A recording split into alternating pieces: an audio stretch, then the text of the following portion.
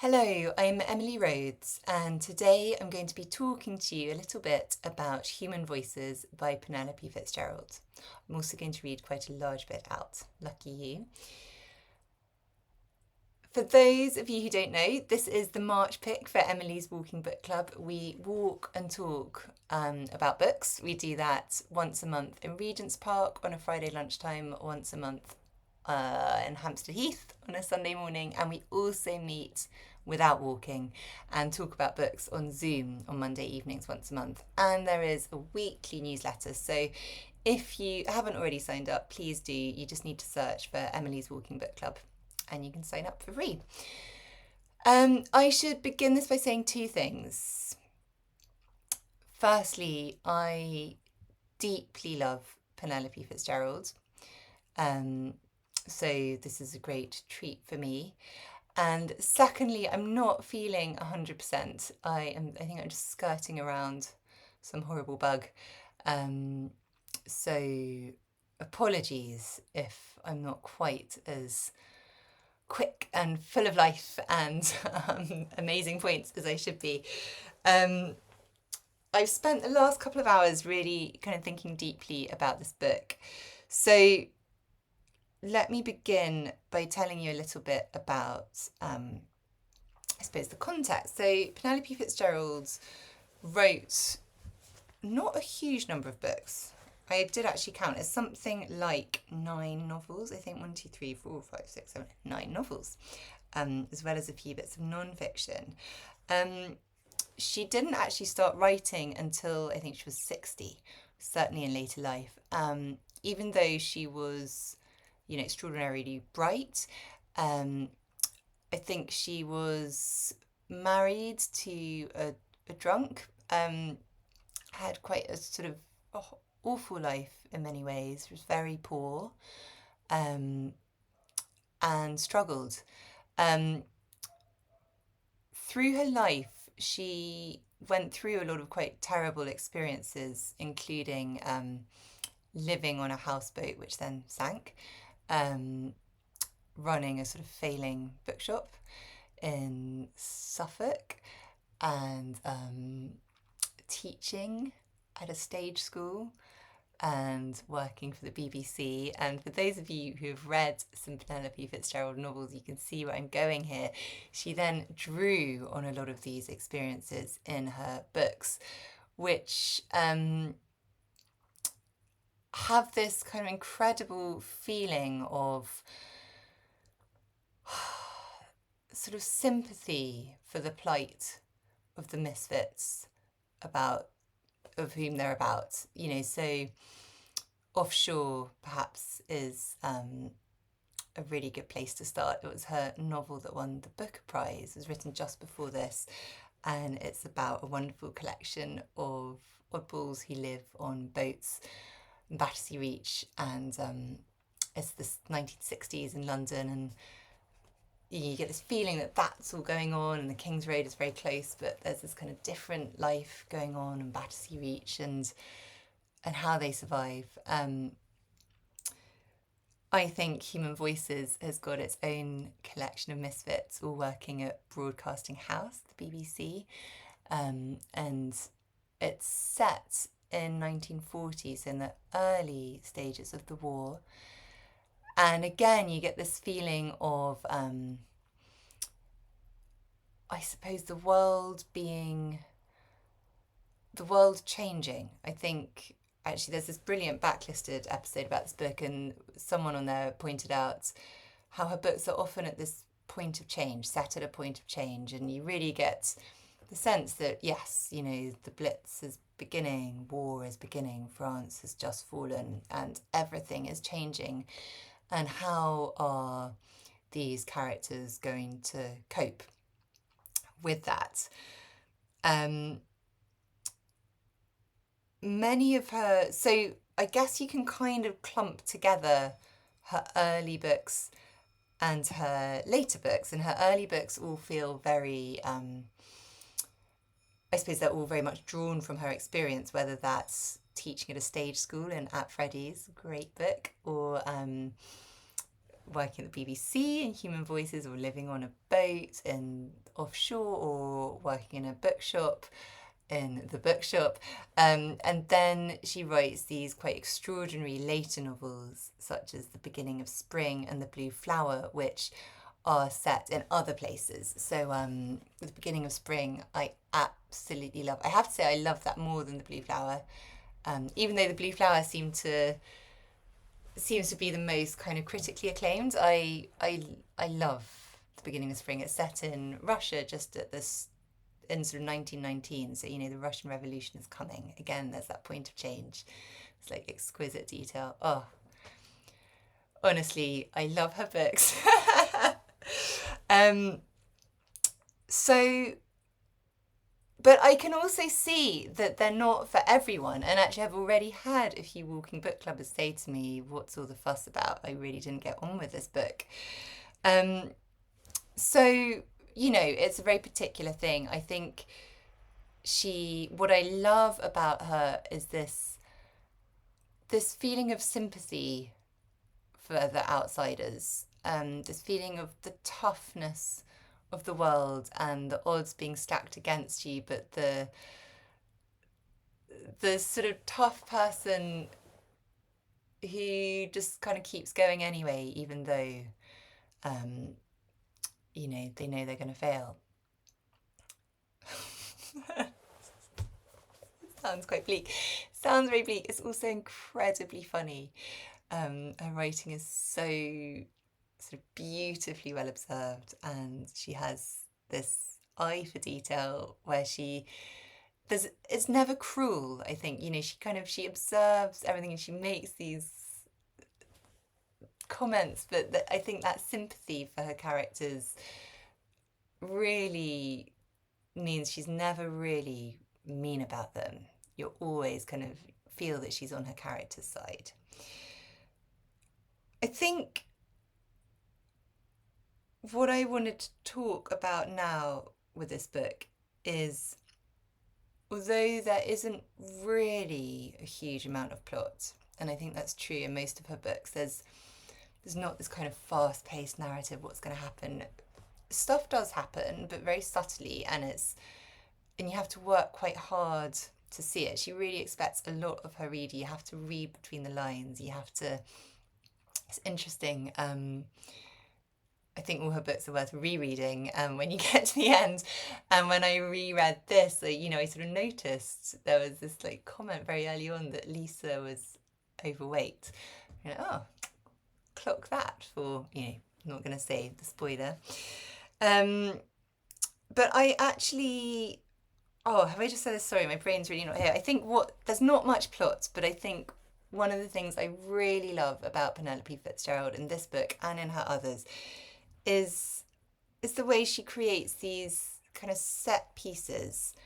You're sort of trundling along in Broadcasting House, these eccentric characters, and then she just kind of goes off on this little tangent into this sort of extraordinary scene which she creates so vividly with so much attention to very kind of peculiar details. And if I think about this book, I can think probably about, 7 or 8 of these such scenes that just sort of jump out at me. It's like, oh yes, that moment when the French soldiers all started throwing the buns at each other in the park, or the Red Cross class that happens in the concert hall, or Pruniers when they go out for dinner and there's sort of the ring made out of the champagne wire. And also, I think this is my favourite bit, and that's why I'm going to read it. It is quite a long reading, I'm afraid. So settle and relax. About the piano tuning. So to give you a tiny bit of context for this, although you don't really need much, but this happens, okay, so it's page 83. That's where I'm going to begin. And the whole book is only 200 pages long, so it's nearly halfway through the book. And this is the first moment that Annie Astra is introduced. So, you're already halfway through when actually a really key character is coming in. And it's also the first time she really kind of leaves Broadcasting House and goes to this other place to introduce Annie Astra, Birmingham, where where Annie comes from. And by way of introduction, Penelope Fitzgerald tells us a little bit about her childhood. We learn that her father was a piano tuner and a widower. And it was felt in the other houses in their terrace that he wouldn't be able to manage, but he did. So I'm going to read now a couple of pages, possibly even 3 pages. And I suppose I would love you to listen out for what I mean by kind of sympathy for the characters, the quite extraordinary level of detail, the fact that we're learning all this, as this total aside, just by way of introducing Annie. And I think a real sense of beauty here.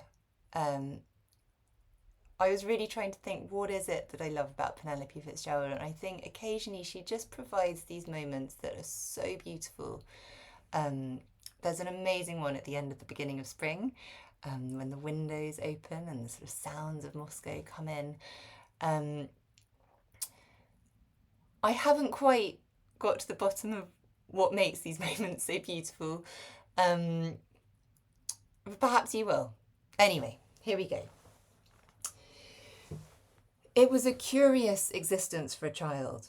Winter was the height of the piano tuning season, and she became inured at an early age to extreme temperatures. The pianos that were considered good enough to tune were in little used front parlours and freezing parish rooms. Sometimes in the church itself, where on weekdays a tiny Vesuvius struggled with a frost's grip, its stovepipe soaring high into the aisle vaulting. She didn't have to go, the neighbours would have minded her, but that didn't suit Annie. She knew all their regulars, who her father would have to speak to and where he had to hang up his coat. The pianos stood expectantly, some with the yellowed teeth of old age, helpless once their front top was unscrewed, awaiting the healer's art. There were 2 Bechsteins on their round, one belonging to a doctor, the other to a builder's merchant, but Mr. Astra didn't prefer them to the others, to each according to their needs. It often seemed a very long time before the actual tuning began. The ailing pianos had to be put in good order first, cracks wedged up, the groaning pedals eased with Vaseline. Annie was allowed to strike every key in turn to see if any of them struck. If so, a delicate shaving of wood had to be pared away. Sometimes the felts needed loosening or even taken right off to be damped and ironed in the kitchen or the church vestry. They smelled like wet sheep under the iron, and lying all together on the board they looked like green or red sheep. It's kind of funny. Then they had to be glued back onto the hammers, and Mr. Astra never did anything either quickly or slowly. When at last he took out his hammer and mutes ready to tune, his daughter became quite still, like a small dog pointing. While he was laying the bearings in the 2 middle octaves, she waited quietly, though not patiently, watching for him to get the 3 C's right, tightening the strings a little more than necessary and settling them back by striking the keys, standing, bending, tapping, moving his hammer gently to and fro round the wooden pins, working through the G's, the D's and the A's until he came to middle E. When middle E was set, Annie left the spot where he had put her, the warmest place close to the stove, and stood at his elbow, willing him to play the first trial chord. It was a recurrent excitement of her life, like opening a boiled egg, the charm being not its unexpectedness, but its reliability. And Mr. Astra struck the chord of C.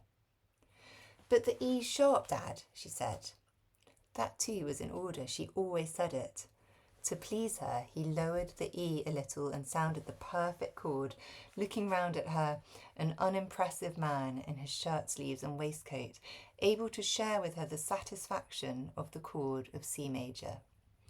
But he couldn't leave it like that, she knew.